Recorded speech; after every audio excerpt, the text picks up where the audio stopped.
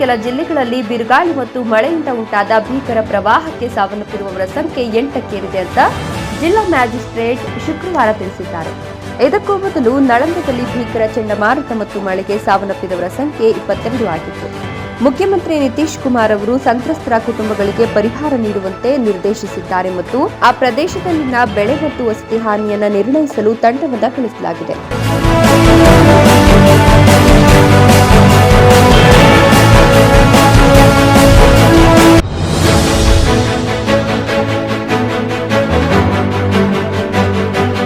ಸಾಮಾನ್ಯ ದಿನಗಳಲ್ಲಿ ಒಂದು ದಿನಕ್ಕೆ 45 ರಿಂದ 50 ಸಾವಿರ ಲೀಟರ್ ಮೊಸರು ಮಾರಾಟವಾಗುತ್ತದೆ. ಆದರೆ ಬೇಸಿಗೆಯ ಈ ದಿನಗಳಲ್ಲಿ 80 ಸಾವಿರ ಲೀಟರ್ಗೂ ಹೆಚ್ಚು ಮೊಸರು ನಿತ್ಯ ಮಾರಾಟವಾಗುತ್ತಿದೆ.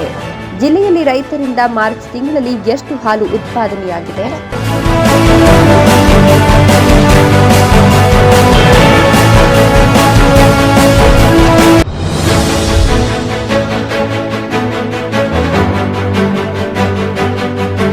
ಚಿತ್ರದುರ್ಗ ಜಿಲ್ಲೆಯ ಹೊಸದುರ್ಗ ತಾಲೂಕಿನ ಮಧುರೆದಿಬ್ಬದ ಬಳಿಯಿಂದ ಲಾರಿ ಚಾಲಕ ಏಕಾಏಕಿ ಬ್ರೇಕ್ ಹಾಕಿದ ಪರಿಣಾಮ ಹಿಂದಿನಿಂದ ಬರ್ತಿದ್ದ ಬೈಕ್ ನಿಯಂತ್ರಣ ತಪ್ಪಿ ಲಾರಿಗೆ ಡಿಕ್ಕಿ ಹೊಡೆದ ಘಟನೆ ನಡೆದಿದೆ.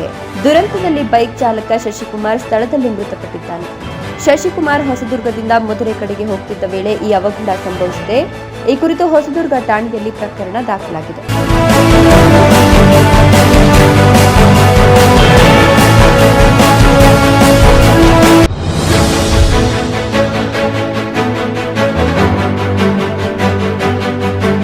ದೆಹಲಿಯ ಕೈಲಾಶ್ ನಗರದಲ್ಲಿ ಆಘಾತಕಾರಿ ಘಟನೆಯೊಂದು ನಡೆದಿದೆ. ಹೌದು, 13 ಬೀದಿ ನಾಯಿಗಳ ಮೇಲೆ ಕಾಮುಕನು ಅತ್ಯಾಚಾರ ಎಸಗಿದ್ದಾನೆ. ಈ ಘಟನೆ ಕಂಡು ಕಾಮುಕನನ್ನ ಸ್ಥಳೀಯರು ಪ್ರಾಣಿ ಪ್ರಿಯರು ಥಳಿಸಿ ನಂತರ ಪೊಲೀಸರು ಗುಪ್ಪಿಸಿದ್ದಾರೆ. ವ್ಯಕ್ತಿಯು ನಾಯಿಯ ಮೇಲೆ ಲೈಂಗಿಕ ದೌರ್ಜನ್ಯ ನಡೆಸುವ ವಿಡಿಯೋ ಸಹ ಹೊರಬಂದಿದೆ. ವಿಡಿಯೋದಲ್ಲಿರುವ ವ್ಯಕ್ತಿಯನ್ನ ರೇಣು ಅಂತ ಗುರುತಿಸಲಾಗಿದೆ. ಆ ವ್ಯಕ್ತಿಯ ವಿರುದ್ಧ ಪ್ರಕರಣ ದಾಖಲಾಗಿದ್ದು ಆತನನ್ನ ಬಂಧಿಸಲಾಗಿದೆ.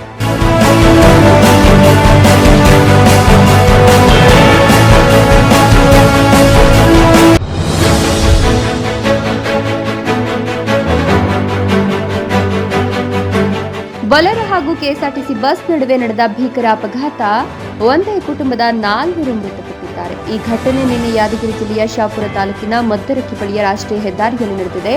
ಮೃತರನ್ನ ಯಾದಗಿರಿಯ ವರ್ಕನಹಳ್ಳಿ ಗ್ರಾಮದ ಬೊಲೆರೋ ಚಾಲಕ 30 ವರ್ಷದ ಶರಣಪ್ಪ, 19 ವರ್ಷದ ಸುನೀತಾ, 50 ವರ್ಷದ ಸೋಮವ್ವ ಹಾಗೂ 55 ವರ್ಷದ ತಂಗಮ್ಮ ಅಂತ ಗುರುತಿಸಲಾಗಿದೆ.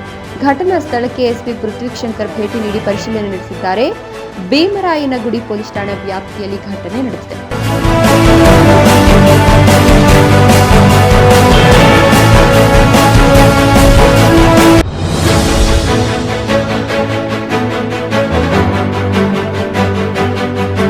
ಸಚಿವ ಡಾಕ್ಟರ್ ಎಂಸಿ ಸುಧಾಕರ್ ಅವರ ಮುತುವರ್ಜಿಯಿಂದಲೇ ರಾಜ್ಯದಲ್ಲಿ ತುರ್ತು ನಿಗಾ ಆರೈಕೆ ಘಟಕವು ತಾಲೂಕು ಕೇಂದ್ರದಲ್ಲಿ ಸ್ಥಾಪಿಸಲು ಅನುಮೋದನೆ ಸಿಕ್ಕಿರುವುದು ಚಿಂತಾಮಣಿಗೆ ಮಾತ್ರ ಅಂತ ಆರೋಗ್ಯ ಮತ್ತು ಕುಟುಂಬ ಕಲ್ಯಾಣ ಇಲಾಖೆ ಸಚಿವ ದಿನೇಶ್ ಗುಂಡೂರಾವ್ ಅವರು ನಿನ್ನೆ ಸಂಜೆ ತಿಳಿಸಿದರು.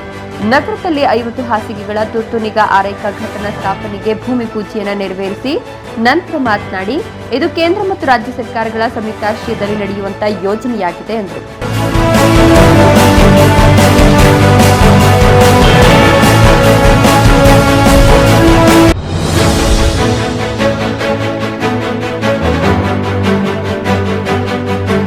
ಉತ್ತರ ಪ್ರದೇಶದ ರಾಣಿಗಂಜ್ನ ಬಿಜೆಪಿ ಶಾಸಕ ಧೀರಜ್ ಓಜಾ ಪೊಲೀಸರು ತಮ್ಮ ಮೇಲೆ ಹಲ್ಲೆ ನಡೆಸಿದ್ದಾರೆ ಅಂತ ಬುಧವಾರ ಆರೋಪಿಸಿದ್ದಾರೆ. ಪೊಲೀಸ್ ಆಡಳಿತ ಉತ್ತರ ಪ್ರದೇಶ ಸರ್ಕಾರಕ್ಕಿಂತ ದೊಡ್ಡದಾಗಿದೆಯೇ ಅಂತ ಪ್ರಶ್ನಿಸಿದ್ದಾರೆ.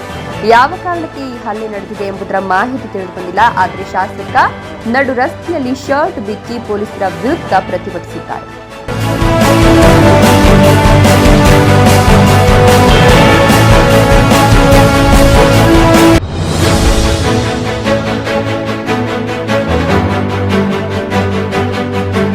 ಮಹಾರಾಷ್ಟ್ರದ ಛತ್ರಪತಿ ಸಂಭಾಜಿನಗರದ ದುಲೋ ಸೋಲಾಪುರ ಹೆದ್ದಾರಿಯಲ್ಲಿರುವ ಕರೋಡಿ ಟೋಲ್ ಪ್ಲಾಜಾ ಬಳಿಯ ಗ್ರ್ಯಾಂಡ್ ಸರೋವರ್ ಹೋಟೆಲ್ನಲ್ಲಿ ಗುರುವಾರ ಸಂಜೆ ಅಗ್ನಿ ಅವಘಡ ಸಂಭವಿಸಿದೆ. ಈ ಹೋಟೆಲ್ ಶಾಸಕ ಪ್ರದೀಪ್ ಜೈಸ್ವಾಲ್ ಅವರಿಗೆ ಸೇರಿತು ಎನ್ನಲಾಗಿದೆ. ಕೂಡಲೇ ಅಗ್ನಿಶಾಮಕ ದಳ ಸ್ಥಳಕ್ಕೆ ಬಂದು ರಕ್ಷಣಾ ಕಾರ್ಯಾಚರಣೆ ನಡೆಸಿದೆ. ಘಟನೆಯ ವಿಡಿಯೋವನ್ನು ಸ್ಥಳೀಯರು ತಮ್ಮ ಫೋನ್ನಲ್ಲಿ ಸೆರೆ ಹಿಡಿದಿದ್ದಾರೆ.